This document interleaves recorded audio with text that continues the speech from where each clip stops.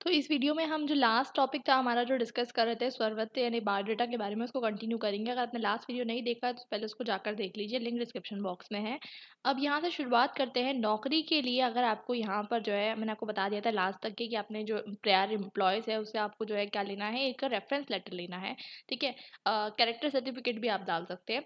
उसमें आपको लास्ट में आपके हस्ताक्षर करना बहुत ज़रूरी है, यानी आपके इनिशियल्स, आपके सिग्नेचर और कोई विशेष तकनीकी अभिरुचियाँ, टेक्निकल स्किल्स, कुशलता अगर आपके पास है तो आप ज़रूर उसको मेंशन कीजिए। और यदि आवेदन के समय व्यक्ति कोई कार्य कर रहा है, मतलब आप कोई कार्य कर रहे हो उसका मेंशन करिए। शैक्षिक योग्यता मतलब आपने कहाँ से क्या पढ़ा है, 10th पढ़ा है, 12th पढ़ा है, कौन-सी क्लास तक पढ़ा है, मतलब 10th कहाँ से पढ़ी है, 12th कहाँ से पढ़ी है, सीबीएसई बोर्ड से पढ़ी है, मार्क्स लिखना है, ठीक है? उसके बाद आपको जो है क्या कहते हैं ये भी लिखना है कि मतलब आपको ये भी लिखना है कि डिक्लेरेशन, ये जो मैंने बताया है वो सब कुछ सही है, to the best of my knowledge, बिल्कुल डिक्लेरेशन देना है कि ये बिल्कुल सही है। और अगर आप वैवाहिक उद्देश्य से लिख रहे हो तो आपको जो है क्या कहते हैं दूसरी चीज़ें लिखनी होगी, जैसे कि आपको जो है मतलब बताना होगा, मैंने बताया आपको कद और रंग वगैरह आपको लिखना होगा। उसके बाद हमें एक चीज़ देखनी है कि आपका प्रेज़ेंट पता, मतलब कंटेम्पररी आप जहाँ रह रहे हो उसका पता, एड्रेस, मोबाइल नंबर सब कुछ डालना है। कभी भी हाथ से मत बनाना, ज़रूरत है वैसे तो एग्ज़ाम में तो आप हाथ से बना कर आओगे, ठीक है, हैंडराइटिंग, बट इसका कहने का मतलब ये है कि जहाँ पर अगर आप इंटरव्यू देने के लिए कहीं पर जाते हो तो वहाँ पर हमेशा प्रिंटेड होना चाहिए। उसके बाद अक्षर, आपका नाम थोड़ा-सा जो है मोटा होना चाहिए, बाकी जो है सब चीज़ें छोटी-छोटी होनी चाहिए, ज़्यादा भी छोटी नहीं कि दिखे ही नहीं, ठीक है? और अच्छे से सरल सुबोध तरीके से लिखना है और अच्छे तरीके से आपको वाइट कागज़ पे लिखना है, कभी भी कलरफुल कागज़ पे नहीं बनता है स्वरवृत्त। उसके बाद नौकरी विवाह, अलग-अलग तरीके के अलग-अलग स्वरवृत्त बनते हैं, अभी हम डिस्कस कर लेंगे।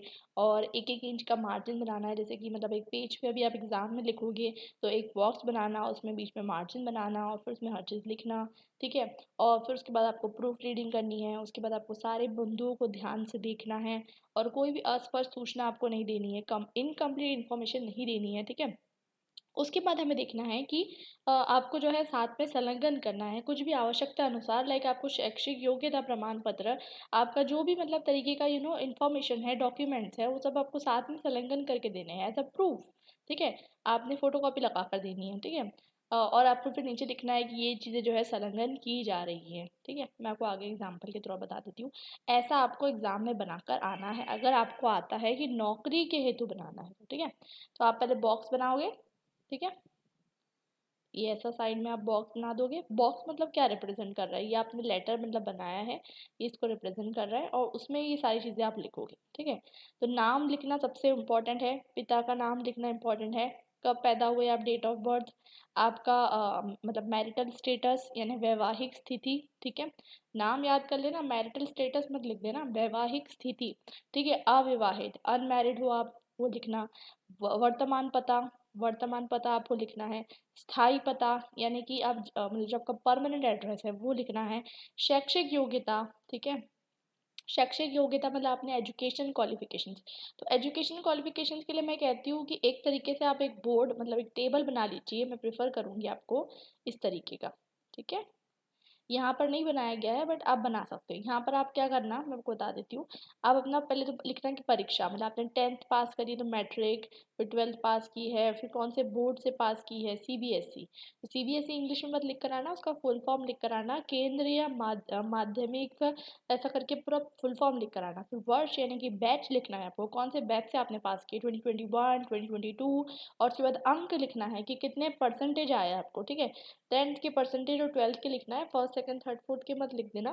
सिर्फ और सिर्फ जो आपकी बोर्ड्स की क्लास है ना वही लिखना है और कुछ भी नहीं लिखना है। उसके बाद आपने जो ग्रेजुएशन की है, अब ऑफ कोर्स सी बात है अभी ग्रेजुएशन कर रहे हो, लेकिन एग्जामिनेशन में जब आपको नौकरी के लिए जब अप्लाई करोगे और सामने वाला अगर आपको कहेगा कि आपको टीचर की रिक्वायरमेंट है, तो आप बताओगे आपने बैचलर्स भी की है, मास्टर्स भी की है, बीएड भी किया है, सब कुछ कर लिया आपने, ठीक है? ऐसा बताओगे, ठीक है? झूठ नहीं बता रहे हो, लेकिन ऑफ कोर्स सी बात है कि रेज्यूमे आपको जो देना है वो तो आप बनावटी कर रहे हो वहाँ पर। तो बनावटी रेज्यूमे बना रहे हो तो आपको सब कुछ लिखना है, क्योंकि एक टीचर की रिक्वायरमेंट जो होती है वो सब आपको फुलफिल करनी पड़ेगी, ठीक है? अब यहाँ पर जो है क्या कहते हैं, आपने सारी चीज़ें कवर कर ली, परीक्षा, बोर्ड या फिर विश्वविद्यालय, ठीक है? जैसे कि दिल्ली यूनिवर्सिटी विश्वविद्यालय हो जाएगा जब आपका ग्रेजुएशन होगा, ठीक है? वर्ष आपका इंपॉर्टेंट है, उसके बाद अंक इसमें बहुत ज़्यादा इंपॉर्टेंट है, ये 4 तो कॉलम बनाने ही हैं। देखिए, यहाँ लिख दिया गया केंद्रीय माध्यमिक शिक्षा बोर्ड यानी सीबीएसई की बात हो रही है यहाँ पर, secondary board of CBSE, secondary board of central board of secondary education, sorry. तो ये दिल्ली है, ठीक है, वो भी आपने लिख दिया। वर्ष मतलब 1995 में। हाँ, सबसे इम्पोर्टेंट चीज़ कि वर्ष मतलब आप ऐसा नहीं है कि 12th आपने क्या कहते हैं 1 साल में कर ली, उसके 10th भी कर ली, उसके बाद 12th भी कर ली 1-1 साल में, और फिर ग्रेजुएशन 1 साल में, और फिर मास्टर्स भी 1 साल में। ऐसा नहीं होता है, पूरा प्रॉपर गैप देना। मतलब 10th के बाद 2 साल बाद 12th लिखना, उसके बाद जो है आपका जो ग्रेजुएशन जब कंप्लीट होगा ना वो ईयर लिखना, मतलब 3 साल बाद डायरेक्ट। उसके बाद जब आपका मास्टर्स कंप्लीट होगा ना तब लिखना। ऐसा पूरा एक एक करके लिखना है। अंक कितने आए हैं, अच्छे खासे अंक डाल देना, ठीक है। अच्छे नहीं आए हो तो भी ठीक है। तो उच्चतम, फिर उसके बाद आपने माध्यमिक, बीकॉम, ठीक है, बीकॉम ऑनर्स किया है दिल्ली विश्वविद्यालय से, ठीक है। और फिर सीए भी की है, सोचिए आपने सीए भी कर लिया, ठीक है। डिप्लोमा करा है, जो भी करा है आपने सब कुछ डालना है, ठीक है। आपका जो भी ज्ञान है लैंग्वेज के रिगार्डिंग, तो वो आपको सब डालना है। और आपकी अपेक्षित योग्यता, ठीक है। मतलब योग्यता क्या है, मतलब आप कौन से पद के लिए अप्लाई कर रहे हो वो भी इम्पोर्टेंट है। तो आपको क्या कहते हैं, आपकी राइटिंग स्पीड क्या है, कोई कोई मतलब पद के लिए आपका राइटिंग स्पीड बहुत इंपॉर्टेंट होती है, ठीक है। तो राइटिंग स्पीड यानी 40 शब्द पर मिनट आप लिख लेते हो, ठीक है। और उसके बाद जो है कार्यानुभव कुछ नहीं, कोई कार्यानुभव नहीं है आपको, मतलब आप फ्रेशर्स हो, सिंपल सी बात है। अब दूसरी बात करते हैं कि विद्यालय एवं महाविद्यालय स्तर पर एनसीसी प्रमाण पत्र, मतलब आपने जो है एनसीसी कैडेट क्रॉप जो कि होता है, तो वहाँ पर आपने जो है ना पार्टिसिपेट किया है, तो आपको उसका सर्टिफिकेट मिला है।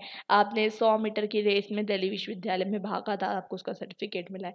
ठीक है, ये बहुत सिंपल सा छोटू सा था, मैं बोलूँगी और लिख सकते हो आप, ठीक है। आपको कोई स्पोर्ट्स में मिला है, आपको जो भी चीज़ों में मिला है आप लिख देना, ठीक है। बहुत कुछ लिख सकते हो, कोई दिक्कत नहीं है, और बहुत कम है इसमें तो।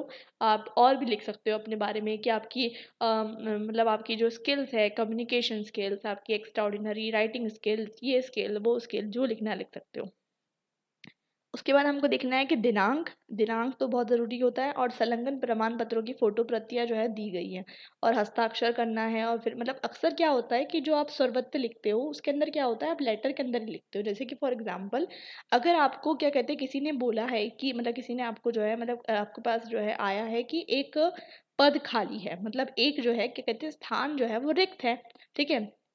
मतलब एक ऐसा जो है पर्टिकुलरली पोजीशन खाली है आपके लिए, तो आप क्या करोगे कि एक लेटर लिखोगे। लेटर में क्या करोगे, आप बताओगे कि है ना जिसको आप लिख रहे हो उसको एड्रेस करोगे। उसके बाद विषय लिखोगे कि ये पद के लिए अप्लाई करने के लिए।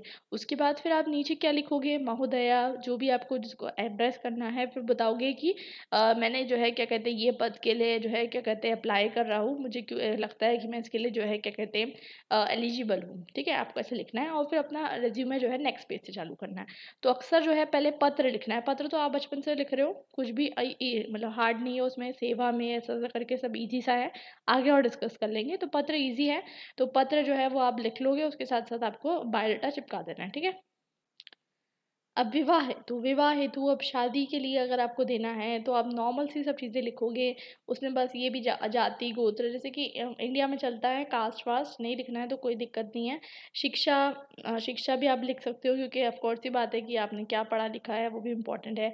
आपका व्यक्तित्व कैसा है वो आप खुद लिख दोगे, रंग साफ है, सुंदर है, पतली स्लिम।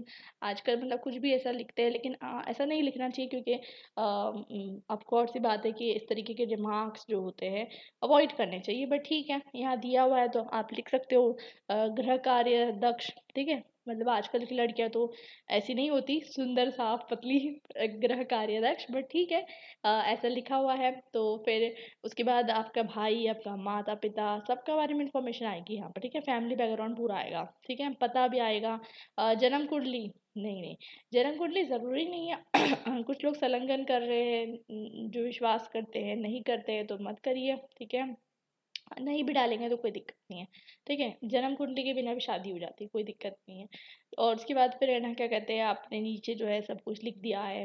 बहुत सारी चीज़ें आपने नीचे लिख दिया, और फिर आपका जो है कंक्लूजन हो जाता है, कंप्लीट है, बहुत इजी सा है, और कुछ भी इसमें हार्ड नहीं है। I hope it's clear to you. ये क्लियर हो गया, कोई डाउट नहीं होना चाहिए। कोई डाउट हो तो मुझे कमेंट सेक्शन में पूछ लेना, मैं क्लियर कर दूंगी। सर्वत्र लेखन हो चुका है, सूचना के अधिकार के लिए लेखन करना है, ठीक है। सूचना के अधिकार के लिए लेखन कर लेते हैं। तो मैंने आपको पहले वीडियो में समझाया था, बिल्कुल फर्स्ट वीडियो में, नहीं देखा है तो जाकर देख लीजिए पहले, कि सूचना के अधिकार के लिए लेखन क्या होता है। सूचना का अधिकार मतलब पहली बात तो आपको जो है राइट टू इन्फॉर्मेशन 2005 में मिला है, वो आपको पता होना चाहिए। वैसे तो आपको एग्जाम में लिखना नहीं है, बट आपकी इन्फॉर्मेशन के लिए ये आपका इन्फॉर्मेशन मिलना चाहिए कि आप किसी भी चीज़ की इन्फॉर्मेशन ले सकते हो गवर्नमेंट से। ये आपका अधिकार है, वो भी फ्री में, कोई आपको पैसे नहीं देने हैं। ठीक है, सिर्फ 10 रुपये लगते हैं। 10 रुपये लगते हैं मतलब ये कि समझ लीजिए आपने जो है आरटीआई की कंप्लेंट डाली, तो सिर्फ आपको 10 रुपये का पेमेंट करना है, और आप अगर बीपीएल में हो तो आपको वो भी नहीं करना है। और आपको जो है गवर्नमेंट सारी इन्फॉर्मेशन प्रोवाइड करेंगे, लेकिन ऐसी नहीं है कि गवर्नमेंट की पर्सनल इन्फॉर्मेशन आप पूछोगे, सिर्फ पब्लिक इन्फॉर्मेशन आप पूछ सकते हो। ये क्यों लॉन्च किया गया था, ताकि जो मतलब प्रशासनिक होते हैं व्यवस्था में, जैसे कि भ्रष्टाचार बहुत हो जाता है, लोग पैसे खा जाते हैं, ठीक है, तो इसको जो है क्या कहते हैं ख़त्म करने के लिए ये अधिनियम भारत के आम आदमी को यह अधिकार देता है कि वे अपने हक की सुरक्षा हेतु किसी भी सरकारी, निजी या पब्लिक विभाग से वहाँ होने वाले कार्यों के विकास तथा उन पर खर्च होने वाले पैसे, समय आदि की जानकारी ले सकता है। मतलब आप जो है क्या कहते हैं किसी भी क्या कहते हैं पब्लिक अथॉरिटी से, चाहे सीबीएसई हो, चाहे दिल्ली यूनिवर्सिटी हो, चाहे कोई भी हो, वहाँ पर आप पूछ सकते हो कि हमारा जो पैसा है उसका खर्च कहाँ पर हो रहा है, आपने ये इसका चीज़ का खर्च किधर हो रहा है, वो चीज़ का खर्च कहाँ हो रहा है, हर चीज़ में आप पूछ सकते हो। इनफैक्ट आपको क्या कहते हैं आपने आंसर शीट आपकी जो है आप डिमांड कर सकते हो, बहुत सारी चीज़ें आप इसमें कर सकते हो। अब जितने भी संस्थाएँ आती हैं जिनका स्थापना संविधान के अंतर्गत हुआ है, ठीक है? संविधान के अंतर्गत हुआ है मतलब बहुत सारी बॉडीज़ होती है, स्टैट्यूटरी, नॉन स्टैट्यूटरी बॉडीज़, उन सब के अंदर जो है आपको देखने को मिलता है। तो आरटीआई दाखिल के लिए हमें जिस डिपार्टमेंट से जुड़ी जानकारी चाहिए उसके आधिकारिक वेबसाइट पर जाकर फॉर्म भरना होगा। तो वैसे आरटीआई की खुद की वेबसाइट होती है, तो आप वहाँ जाकर फॉर्म भर सकते हैं, लेकिन अगर आपको किसी पर्टिकुलर इन्फॉर्मेशन कहीं से निकालनी है तो आप उनके पास जाकर भी बोल सकते हैं कि हम आरटीआई के अंदर हमको इन्फॉर्मेशन चाहिए, तो आपको वो प्रोवाइड करेंगे, डेफिनेटली करेंगे, उनको करना ही पड़ेगा, ठीक है? ये क्योंकि आपका राइट है। और उसके तरह आवेदन पत्र का एक निश्चित ढाँचा होता है। देखिए, पत्र की तरह ही पत्र होता है, उसमें कोई दिक्कत नहीं है, बस एक विषय में थोड़ा-सा चेंज आ जाता है कि विषय मतलब आप ये लिखते हो कि मुझे क्या कहते हैं सूचना के अधिकार के लिए पत्र चाहिए, ठीक है? मैं आपको बता दूँगी। तो आवेदन पत्र लिखना है आपको, ठीक है? उसमें आपको आवेदन करते समय आवेदक को एकदम सटीक सरकारी संस्था का नाम लिखना होता है। मैंने आपको बताया 10 रुपए देने पड़ते हैं, बीपीएल हो तो आपको नहीं देना पड़ेगा, ठीक है? हमें फॉर्म को बहुत सावधानीपूर्वक मतलब भरना चाहिए, मतलब गलत नहीं भरना चाहिए। देखिए, गलत डिटेल्स भर दोगे तो अब 10 रुपये पे चले जाएँगे, इन्फॉर्मेशन भी नहीं मिलेगी, ठीक है? मतलब ये है कि इन शॉर्ट कि और आपको 30 डेज़ वेट करना होता है मतलब फॉर्म भरने के बाद कि जो है आपको इन्फॉर्मेशन मिलेगी, और 30 डेज़ के अंदर उनको इन्फॉर्मेशन देनी ही पड़ती है। ये भी बहुत इंटरेस्टिंग चीज़ है। फॉर्म भरने के बाद आवेदक को एक रिसीप्ट भी दिया जाता है। मुझे कमेंट सेक्शन में बताना कि आपने कभी आरटीआई से कोई इन्फॉर्मेशन निकाली है क्या? ये मैंने तो निकाली है। आपने निकाली है कि नहीं मुझे कमेंट सेक्शन में करके ज़रूर बताना, ठीक है? तो इसे सँभाल कर रखा जाता है क्योंकि फॉर्म का स्टेटस चेक करते वक़्त ऑफ़ कोर्स सी बात है आपको एक जो है क्या कहते हैं नंबर मिलता है। तो क्या कहते हैं वो नंबर मिलता है, और नंबर से क्या कहते हैं आप बार-बार उसका स्टेटस चेक कर सकते हो, तो वो आपको हमेशा सँभाल के रखना है। ऑनलाइन ही आप चेक कर सकते हो, ऑफ़ कोर्स सी बात है। आजकल तो हर काम ऑनलाइन हो जाता है। अब आवेदन पत्र का नमूना हम देख लेते हैं, कैसा आपको आवेदन पत्र देना है। देखिए, वैसे आजकल के ज़माने में आपको कोई आवेदन पत्र नहीं देना पड़ता, लेकिन पता नहीं आपको हर थोड़ी बैकवर्ड पुरानी पढ़ाई जाती है। क्योंकि आजकल के टाइम पे आप वेबसाइट पे जाते हो, वहाँ पर जाकर आपको एक फॉर्म आता है, सिंपल सा फॉर्म रहता है, वो आप भर देते हो, ठीक है? आरटीआई की वेबसाइट पे जाना, वहाँ एक फॉर्म रहता है, वहाँ फॉर्म भर दिया आपने, डिटेल्स डाल दी, कौन से अधिकारी को से अपील करना है वो डाल दिया, ठीक है? और अपील कर दी, नीचे जाके कुछ डॉक्यूमेंट पब्लिश कर दिए, 10 रुपए पे कर दिए और सबमिट, ठीक है? सिंपल सी बात है। लेकिन अब अभी अगर आप फिर भी अगर मतलब अगर आप किसी को आवेदन कर रहे हो, ठीक है? अगर आप साइट पे नहीं जा रहे हो, अभी आपको नहीं यूज़ करना आता, तो आप क्या कहते हैं लेटर भी लिख कर जाकर किसको दे सकते हो, किसी पर्टिकुलर अधिकारी को दे सकते हो। तो उसके लिए आपको लेटर सिखाया जा रहा है कि कैसे लिखना है। तो आपको बताया जा रहा है कि एक सादा पेपर लीजिए, ए4 साइज़ शीट पेपर ले लीजिए, और उसमें जो है नीचे अपना मतलब सूचना अधिकारी के तहत पत्र लिखिए, ठीक है? तो मतलब वो क्या लिखोगे आप, मैं बता दे रही हूँ, बहुत ईज़ी सा है, कुछ हार्ड नहीं है इसमें। तो ए4 साइज़ पेपर लेना है व्हाइट कलर का, उसमें आपको लिखना है सेवा में, और फिर अधिकारी का पद, ठीक है? अधिकारी का पद, या फिर आप अधिकारी का पद नहीं है तो जन सूचना अधिकारी लिख देना, ठीक है? क्योंकि पब्लिक इन्फॉर्मेशन ऑफिसर मतलब जो भी हर एक कंपनी के अंदर, हर एक कंपनी के अंदर, चाहे वो सीबीएसई मतलब एक चाहे वो सेंट्रल गवर्नमेंट की हो, स्टेट गवर्नमेंट की हो, पब्लिक इन्फॉर्मेशन ऑफिसर होता है, जो आपकी पब्लिक डिमांड्स को पूरा करता है, ठीक है? तो पब्लिक जन सूचना अधिकारी आप लिख दीजिए, सेवा में सूचना अधिकारी, विभाग का नाम लिखिए, अगर आप दिल्ली यूनिवर्सिटी को लिख रहे हैं, ठीक है? तो आप लिखोगे दिल्ली विश्वविद्यालय, विभाग का पता, आपका जो क्या कहते हैं पता है नई दिल्ली 110021 जो भी है आपको डाल देना पिन कोड। उसके बाद जो है क्या कहते हैं विभाग का नाम, विभाग का पता या फिर central board of secondary education तो उसका आप डाल सकते हो। ठीक है, वो आप जो भी डालना है, जो भी आपको पोर्शन में दिया रहेगा आपकी मर्जी से मत डाल देना कुछ भी। अब यहाँ पर सिर्फ इतना ईजी सा है, ये बहुत ईजी है। मतलब अगर आप पेपर में आया है तो आप यही अटेम्प्ट करना है, मैं कहूँगी आपको। कुछ भी नहीं है, पेपर में आएगा तो बिल्कुल पत्र है, आसान सा, और फुल मार्क्स मिलेंगे आपको इस पे।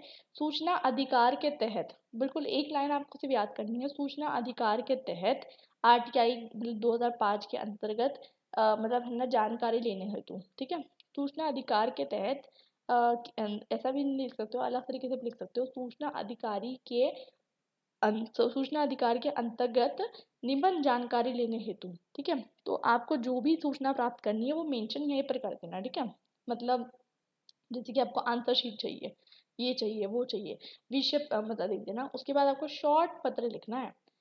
ठीक है, बिल्कुल शॉर्ट पत्र, इतना लंबी कहानी नहीं लिखनी है, बिल्कुल शॉर्ट लिखना है कि मुझे क्या कहते हैं, I want the answer sheets of this subject under the RTI act of इतना इतना इतना, और मैं आपको 10 रुपये जो है पोस्टल ऑर्डर कर रहा हूँ, संख्या अलग से जमा कर रहा हूँ या कर रही हूँ जो भी है। ठीक है, 10 रुपये का पोस्टल ऑर्डर संख्या अलग से जमा कर रही हूँ। ठीक है, मतलब आपको 10 रुपये का पोस्टल ऑर्डर लगा देना है उसमें। ठीक है, उसके बाद आपको ये है या फिर मैं बीपीएल कार्ड अधिकारी को मैं शुल्क नहीं दूंगा, लेकिन आपको बीपीएल कार्ड का नंबर देना होगा।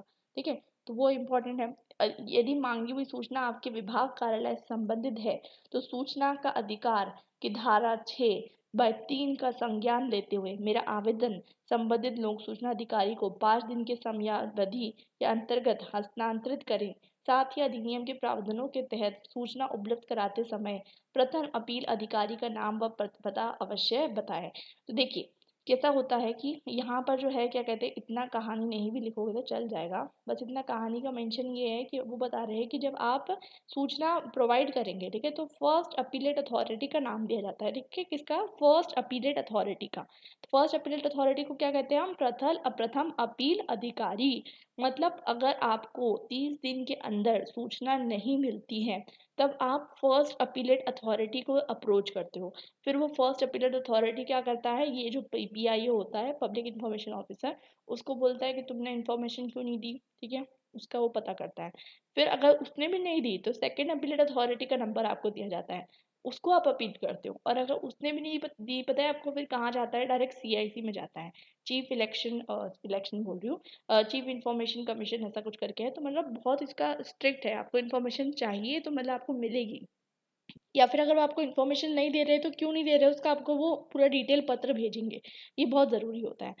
हस्ताक्षर जो है आपको यहाँ पर करने हैं आपके। ठीक है, आसान सी बात है। तो आपको जो है ये चीज़ मेंशन कर देनी है। ठीक है, कि यदि मांगी गई सूचना, ये जो आप लिखना है तो लिख सकते हो, नहीं लिखना है तो आप इतना लिख देना कंपलसरी कि अगर साथ ही अधिनियम के प्रावधानों के तहत, क्योंकि ये आप मन से नहीं लिख रहे हो, अधिनियम के प्रावधानों के तहत क्या होता है, आपको फर्स्ट अपीलेट अथॉरिटी का नंबर ऑलरेडी प्रोवाइडेड होता है। ठीक है, वेबसाइट पे भी आपको मिल जाता है, नाम व पता। ठीक है, तो अधिनियम के प्रावधानों के तहत सूचना उपलब्ध कराते समय प्रथम अपील अधिकारी, मतलब अगर कभी कभी आपको सूचना दी भी जाती है लेकिन आप सेटिस्फाइड नहीं हो तो आप किसको अपील करोगे? फर्स्ट अपीलेट अथॉरिटी को अपील करोगे। देखिए यहाँ पर बहुत अच्छे से दिया हुआ है, सेवा में लोक सूचना अधिकारी। ठीक है, विभाग का नाम, विभाग का पता, विषय, विषय मतलब सूचना के अधिकार अधिनियम, सूचना के अधिकार अधिनियम 2005 के तहत आवेदन। 2005 मतलब ये जो आरटीआई एक्ट पास हुआ था 2005 में हुआ था, इसलिए इसका 2005 आप मेंशन कर रहे हो। फिर महोदय मेंशन करोगे डेफिनेटली। महोदय मेंशन करने के बाद आप क्या लिखोगे? महोदय मेंशन करने के बाद आप बताओगे कि मैंने आपके विभाग में डैश तारीख को डैश के लिए आवेदन किया था, आवेदन की प्रति संलग्न है, मतलब आपने अटैच कर दी है, लेकिन अब तक मेरे आवेदन पर संतोषजनक कदम नहीं उठाया गया। ये फर्स्ट अपीलेट अथॉरिटी की बात हो रही है। कृपया इसके संबंध में निम्नलिखित सूचना उपलब्ध करवाएं। ठीक है, और यहाँ पर जो है आप इस सब सूचना, आप जो चीज़ मांगोगे वो चीज़ आपको मिल जाएगी, तो आप वही चीज़ मांग सकते हो, कोई दिक्कत नहीं है इसमें। मैं 10 रुपये जमा करा रही हूँ या फिर मेरा बीपीएल कार्ड धारी हूँ, इसलिए मैं सभी देय शुल्क से मुक्त हूँ, सॉरी। तो आप यहाँ पर मेरा अपना बीपीएल कार्ड नंबर दे दीजिए, या फिर आप ये भी बोल सकते हो कि मेरा बीपीएल कार्ड का फ़ोटोकॉपी संलग्नित है। ऐसा भी कर सकते हो, कोई दिक्कत नहीं है। अब यहाँ पर हमको देखने को मिलता है, यदि माँगी गई सूचना आपसे नहीं दी गई, तो इसलिए मुझे क्या कहते हैं, आप साथ-साथ क्या दीजिए, अधिनियम के प्रावधानों के तहत सॉरी, सूचना उपलब्ध कराते समय प्रथम अपील अधिकारी का नाम व पता अवश्य बताएं। ये बहुत इंपॉर्टेंट है। फिर भवदीय, आपका नाम, ठीक है, आपका पता और आपका फ़ोन नंबर, ठीक है। उसके बाद संलग्न, अगर कुछ भी आपने संलग्न किया है, मतलब जैसे कि फॉर एग्जांपल मैं आपको बताती हूँ, आप 10th एंड 12th की जो है ना मार्कशीट्स आपकी सीबीएसई से मंगा सकते हो, ठीक है। तो आपको वो मंगाने के लिए क्या करना पड़ेगा, आपको बताना तो पड़ेगा ना कि मैं स्टूडेंट हूँ। तो आप क्या संलग्न कर सकते हो, 10th की मार्कशीट, आप सॉरी 10th की मार्कशीट का 10th की आंसर शीट मंगा सकते हो आप। तो मार्कशीट आपको संलग्न करनी होगी, ठीक है, कि मेरे मार्क्स इतने आए हैं, या फिर आपको रिजल्ट जो है वो संलग्न करना होगा, ठीक है। तो आप संलग्न जो भी करोगे 1 2 3 करके आप यहाँ लिखते जाओगे कि मैंने ये संलग्न किया है, ठीक है। तो आपके नाम नीचे आ जाएंगे और ऊपर आपका क्या आ गया, जिसको आप एड्रेस भेज रहे हो। यहाँ तक क्लियर हो गया। तो हमने एक और टॉपिक समझ लिया, बिल्कुल क्लियर हो गया। सर्वत्र लेखन, सूचना के अधिकार के लिए लेखन, कितना इजी था। अब कार्यालय और व्यावसायिक पत्र पढ़ लेंगे, और पूरा टॉपिक मतलब ये वाला पढ़ लेंगे और फिर ये वाला पढ़ लेंगे। इजी सा है, सब फिनिश हो जाएगा हमारा पूरा का पूरा सिलेबस। ये लास्ट वीडियो होने वाला है, इसमें सारा सिलेबस कंप्लीट कर लेंगे। प्रीवियस जो वीडियोस है मैंने प्लेलिस्ट में कंपाइल कर लिए हैं, और वो प्लेलिस्ट जो है मैं टेलीग्राम चैनल पे तो अपलोड कर ही दूंगी। इसके अलावा यहाँ पर डिस्क्रिप्शन बॉक्स में जो है मैं डाल दूंगी। आप जो है क्या कहते हैं, एक वन शॉट रिवीजन में रात में लाने वाली हूँ, उसको देखने के लिए आप चैनल को सब्सक्राइब करिए और बेल आइकन को ज़रूर हिट करिए, ताकि आपको इन्फॉर्मेशन मिलते रहे कि जब मैं क्या कहते हैं लेकर आऊँ, तो आपको जो है क्या कहते हैं नोटिफिकेशन आ जाए कि वन शॉट रिवीजन आ चुका है। क्योंकि जितना भी हमने पढ़ा है उसका एक बार हम रिवीजन कर लेंगे, ताकि आपको एग्जामिनेशन पॉइंट ऑफ व्यू से सब कुछ क्लियर हो जाए। तो अगर आपको वन शॉट वीडियो चाहिए तो सब्सक्राइब ज़रूर करना, और नोटिफिकेशन बेल आइकन को ज़रूर जो है हिट करना। अब कार्यालय और व्यावसायिक पत्र लेखन, तो अभी हमने ऑलरेडी डिस्कस कर लिया था ऊपर, कार्यालय के बारे में हमने कार्यालय हिंदी में पढ़ा था। अब कार्यालय पत्र लेखन के बारे में बात कर लेते हैं। तो कार्यालय में बहुत सारे तरीके के पत्र लिखे जाते हैं, ठीक है। ऑफिशियल लेटर ऑफ कोर्स ही बात है, इसमें सरकारी पत्र, राजकीय पत्र, प्रशासनिक पत्र, हर तरीके के पत्र होते हैं, ठीक है। 3 भाग होते हैं, देख लेते हैं हम इसमें कार्यदायी पत्र के 3 भाग। एक होता है आरंभ, मध्य और अंत। सब में सेम ही होता है, कोई भी पत्र हो उसमें आरंभ होगा, मध्य होगा, अंत होगा, ठीक है। आरंभ में आपको पत्र के आरंभिक भाग में निम्न बिंदु शामिल होते हैं, जैसे कि शीर्षक, मतलब पत्र क्रमांक तो लिखना ही है। मैंने आपको पहले बताया था कि एक पेपर जब आप इशू करते हो, ठीक है, तो उसमें हमेशा लेटर हेड होता है, ठीक है। हमेशा लेटर हेड होता है, और वो लेटर हेड आपको मेंशन करना होता है। तो कार्यालय का नाम आप मेंशन करोगे, पत्र क्रमांक तो ऊपर रहेगा ही, पत्र प्रेषक का नाम, ठीक है, एवं पद, ठीक है, ये सब आपको लिखना है। उसके बाद विषय लिखना है कि किस पर्टिकुलर चीज़ के लिए आप जो है इशू कर रहे हो। संबोधन करना है, महोदया मेल के लिए महोदया, फीमेल के लिए मध्य में, मतलब आपको लिखना है कि जो फॉलोइंग चीज़ें होती है, मतलब जो भी चीज़ें होती है वो सबको कवर करनी है, कि क्या मतलब आपने क्या कहते हैं क्यों लिख रहे हो ये पत्र, वो आपको लिखना है, ठीक है। उसके बाद लास्ट में आप क्या चाहते हो, आप जो है कार्यवाही